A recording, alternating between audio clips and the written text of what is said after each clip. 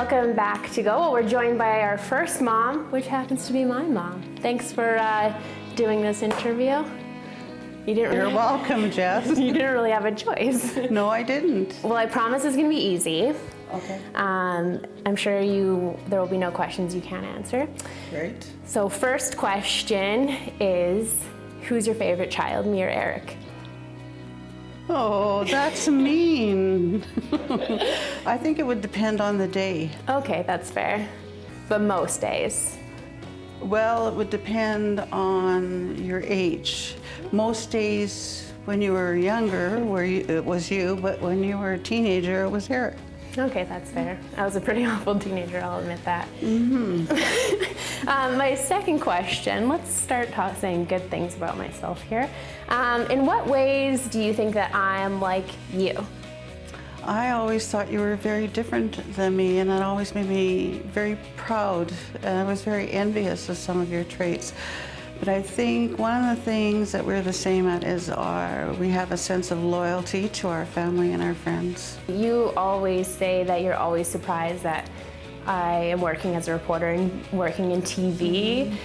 So when I was little, what did you think that I was going to do? What did you think I was going to amount to? Well, you were kind of a drama queen, so maybe you were destined for the stage.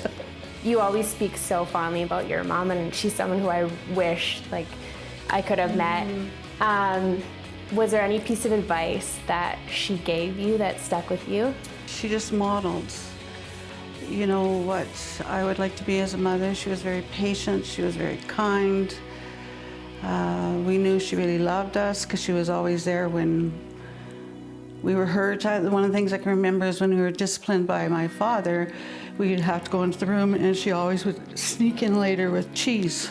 Oh. A piece of cheese for each of us because she felt so bad that we'd been sent to our room. So I remember, it might not be the best piece of advice you've ever given me, but it's a piece of advice that has really stuck with me. It was in grade 5 and Frisky, my hedgehog, had just died, and you'd pick me up from school and I was like beside myself upset, and you remember we were like pulling onto the street and you said, like, people will tell you to get over it, but you'll never get over the death of someone you love. You'll only learn to live with the pain. Yeah.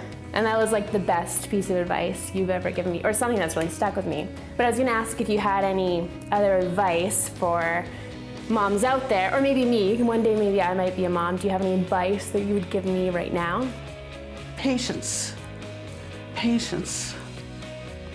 That's all I can really say.